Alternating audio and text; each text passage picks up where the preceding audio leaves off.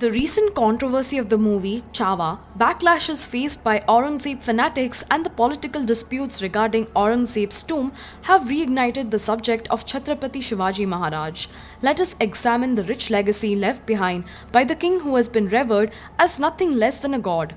Number 1. He started out in the 1640s with a small band of warriors, but by the mid 1660s gained the confidence of enough fighters to increase their number to the tens of thousands. He was a master of guerrilla warfare called Ganimi Kawa in Marathi and often referred to as the Mountain Rat. He is also known as the father of Indian Navy. He was the first to recognize the significance of a naval force and built forts in Raigad, Shivneri, Vijaydur, Purandar, Sinhagad, etc. to defend the Konkan region of Maharashtra. Number 2. Most of his comrades, lieutenants, and officers came from the so called lower castes, including poor Brahmins, nomads, peasants, and petty landlords. Hambirao Mohite was a Maratha. Tanhaji Malusare was a Koli. Baji Prabhu Deshpande hailed from a Chandrasenia Kaista Prabhu family, and Raghu Atre was a Brahmin among others. The Nari Kuravars, a nomadic community that travels from Maharashtra to Tamil Nadu, were warriors in Chhatrapati Shivaji's army. Among his brave captains was Siddhi Hilal, a Muslim from the Bantu people of Southeast Africa. Similarly, Chhatrapati Shivaji's naval forces included many members of the Koli caste, who are traditionally fishermen turned seafaring soldiers. Shivaji Maharaj's forces drew upon cultivators, craftsmen, tribals, and fishermen to fill the ranks of a growing war machine. Number 3. Shivaji Maharaj also permitted those who wished to revert to Hinduism. Netaji Palekar and Bajaji Nimbalkar are just two examples. This occurred a full 2 centuries before similar reform movements like the Arya Samaj. On his deathbed, Chhatrapati Shivaji declared that his wives should not be compelled to commit sati upon his demise. Number 4. During his rule, Chhatrapati Shivaji initiated projects that aimed to replace Persian legal terms with Indian equivalents.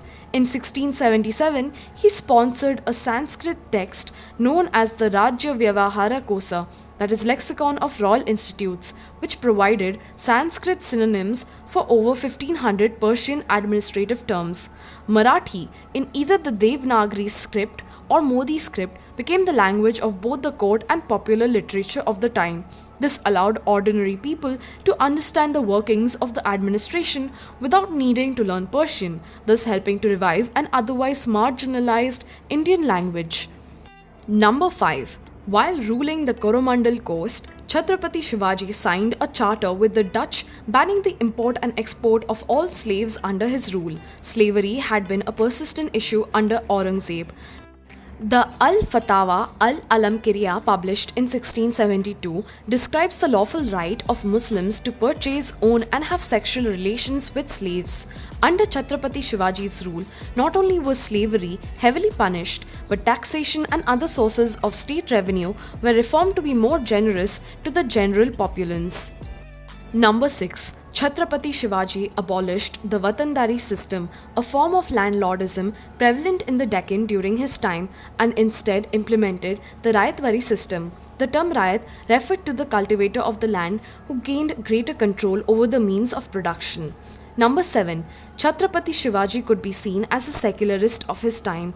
He enforced a strict rule that his soldiers should not harm mosques, the Quran, or women. If he found a copy of the Quran, he would show it respect and hand it to a Muslim servant. If any helpless Hindu or Muslims were found, Chhatrapati Shivaji would personally look after them until their relatives came to retrieve them. In contrast, Aurangzeb imposed the jizya tax, a mandatory tax for non-Muslims living under Islamic rule, in 1679. As contemporaneous fatwas declared, this tax was to be paid regardless of consent.